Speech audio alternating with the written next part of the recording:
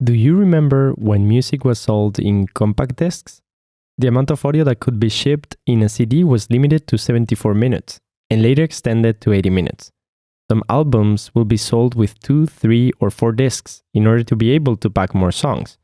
This limitation made it really important to carefully select the contents that were going to be shipped. But nowadays we have unlimited audio available in our pockets, and we don't really even need to think how much we ship, or even its length. YouTube makes millions of hours of video and audio available, and streaming services like Spotify provide us with an immense catalog of music and podcasts that is available to us without having to worry about where the music is stored. With enough time and internet bandwidth, we can stream anything. This episode talks about looping playlists. Hey, it's Nono, and this is the Getting Simple podcast. Today I want to share with you a practice that I've been doing for many years. In the 2000s, I got a portable CD player, the Sony Walkman, which with the advent of the internet, I didn't get to use that much. It still works and looks as new. Apart from the normal playing function, which plays all the tracks on the CD once, this device could play songs on repeat mode, looping over the entire disc in order, in shuffle mode, looping through songs in random order, or in single track mode, playing a single track repeatedly. The amount of songs we could carry with us was still limited, and we paid for each new album. Streaming services and the internet let us bring with us millions of songs today. There is a little symbol that seems to have stuck until today because it also shows up on Spotify, and is this arrow that goes to the left, then down, and then to the right, which means that you're going to be looping through a specific block of audio. Might be a playlist, an album, or a single song. Can you imagine in what situations you might want to play the same song over and over, or the same album? This is something that could be done if you were playing an album at a bar, for instance. You just wanted the album to play over and over, and the music would never stop. And you can play a single song in repeat mode if you're learning the lyrics or how to play the song. This function belongs to the digital era because before discs, we had tapes and you had to rewind them manually. You could rewind with some of the devices that we used to play them, or even you could rewind them by hand by twisting or rotating the internal discs to which the tape was attached.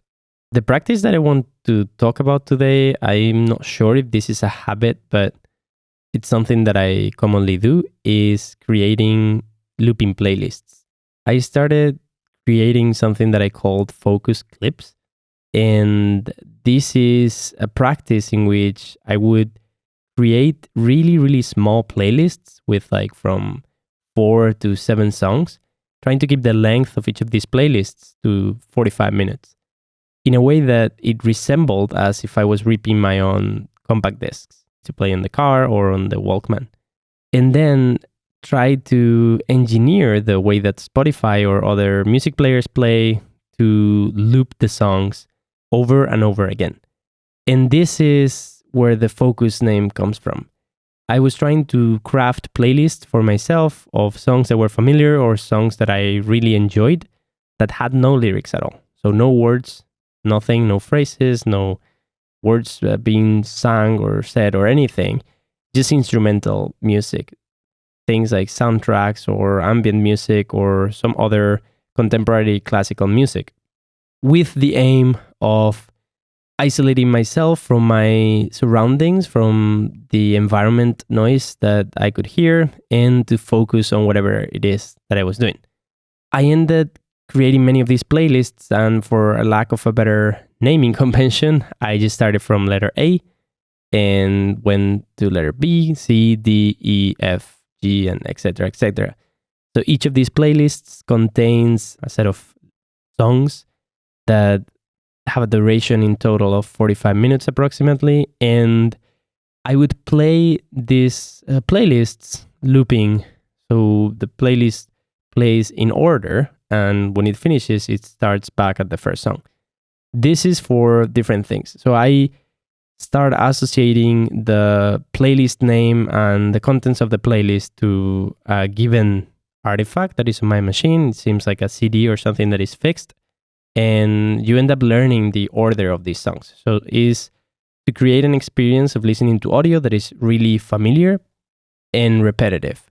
One thing that is important here is to disable, in the case of Spotify, the Spotify suggestions. So while you're working or you're focusing on something, you ideally don't want to discover new songs. That would be in some way a distraction or a source of distraction, because you can think, okay, I don't know this song, let's add it to another playlist, or let's look for related songs of this artist or things like that. So I rather not have those suggestions when I'm trying to play these looping playlists to focus on work.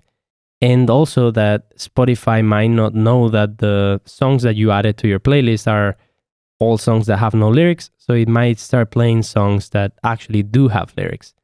But the algorithms are getting better and better. And sometimes this is a criteria that they know how to conform to when proposing similar songs. Again, the logic behind this is that your senses or your auditory senses or your, the things that you hear, your brain starts ignoring in some way or leaving aside your auditory senses, like what you hear. And I really enjoy that I end up knowing the perfect order of these songs, and I try to associate each playlist to different moods or different work tasks. Writing is one of them. So if you have a specific playlist and you only play it while you're writing, it not only helps you focus at the beginning, but then after having used that playlist to write many, many times, just by playing it, your mind gets into that mood. It knows that it has to start writing or to focus on that activity. This is similar to associating a specific computer, a specific part of your house or your workplace, or a specific room to a particular activity, like sketching or writing or programming or having video conferences. This is the practice in a nutshell. It's about crafting your own playlists. The only conditions to be met, at least in the way I do it, is to keep them short in a way that it doesn't really go over maybe 10 songs. The length of the total playlist is 45 minutes, something that can be played in loops and listened to over and over in a working session. No lyrics, nothing that distracts you from the cognitive work that you might be doing while you're writing or you're programming or you're doing some other thing, even replying emails or something that requires concentration. And then using that loop function to make sure that it repeats and it doesn't propose any similar songs. Another thing is that for songs that you really like or things that are more suited for this sort of thing, you could also use the loop one function, which repeats the same song over and over and over, and it's just one song. And for some people, this might be really annoying, but I found that with specific songs, I'm thinking now of Radiohead's No Surprises version in Westworld. I can play that song and loop one and listen to it over and over and over for many, many minutes or hours, and it doesn't bother me. You could build playlists like these ones for other things that you might want to get into the mood of, like coding, exercising, reading, emailing, you name it. These are just ideas, but this is a habit that I have and that I thought would be worth sharing with you because you might find it useful. Other artists that come to mind that I tend to put into these playlists are Ramin Djawadi, who made the awesome soundtrack of Game of Thrones, Philip Glass, Glassworks, or the soundtrack of Kujanis Katsi, and many other of his works. Metamorphosis 2 is one that I tend to put in these kind of playlists. Ludovico Einaudi, Olafur Arnalds, and movie soundtracks as well. Before we go, let me browse through my Spotify account and take a look at some of the actual clip playlists that I have here. I have 24 playlists here inside of a folder called Clips. The first playlist is Meditate A, which sometimes I use to do meditation. Focus Glass. I have a selection of songs from Philip Glass that I really like. Etude number 2, Opening, Etude number 16, Glassworks Opening, String Quartet number 2, Company, and Kujeniskatse. Then I have some indie. I don't think I played these ones that much. Indie A, B, and C. Then I have Coding A, Thinking A, Party A. But these are not the ones that I created at first. The ones that I really like are the focus ones. I have one that is called Focus 0 and then a star. This is my go-to playlist. This is the one that I really, really like. First song is Heart-Shaped Box, piano version by Ramin Djawadi. Dr. Ford by Ramin Djawadi, also Westworld. The Night King, Ramin Djawadi, Game of Thrones. Aha, instrumental version, Imogen Heap. Timelapse by Ludovico Einaudi. And Carpathian Mountains Live by Fabrizio Paterlini. Then another one that is really important is Focus A. I have Neo by Ryan Tige. This is a song that I discovered on the iPad Air when they did this ad with the pencil and the voice of Walter White from Breaking Bad. I don't remember the name of the actor right now. The Sorrows of Young Lacey, Max Richter. Near Light, Olafur Arnalds. Temorituri, Hilmar or Hilmarsson Sigur Ros. I'm probably pronouncing that wrong. Dalur by Olafur Arnalds. Debris, Marconi Union. Dopamine 2, Max Richter. From the Lookout, Danny Norbury. Petite Ouverture à Danser, et Marcel Worms. Light of the Seven, again, Ramin Djawadi, Game of Thrones. Arbacking, Olafur Arnalds, Einar George Einarsson. I think this last one has lyrics, but these are some of these songs. And this playlist is 48 minutes. The first one, Focus 0, was 26 minutes. So even if it's shorter, it also works. It's like a short EP. Focus B has The Departure by Max Opening, Philip Glass, Bruce Bruckbacher. The End of All Are Exploring, Max Richter. Juve and Fandor, Amina.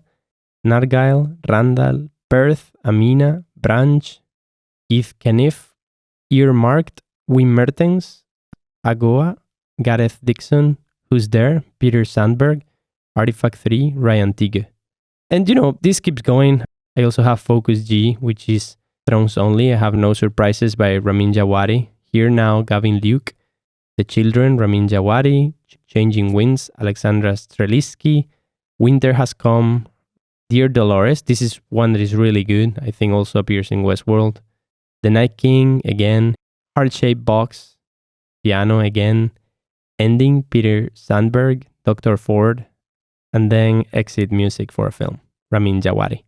Which is also a song by Radiohead. I really like how Ramin Djawadi reinterpreted some of the songs by Radiohead with piano. And this is, again, many songs, but 42 minutes. So yeah, I would say from the artists that I didn't mention before, but that are here, Ryan Tige, Max Richter, Marconi Union, Eric Satie, and some others. But yeah, I just wanted to give you some hints of this thing that I do. Might be a bit weird. It might be something that you already do as well. I don't know.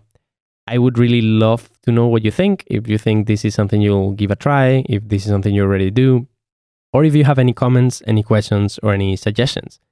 I'd love to hear from you. You can send me an audio note to gettingsimple.com/ask. That's ASK. And I might get to answer your questions in a future episode. Thanks so much for listening. We'll see you next time.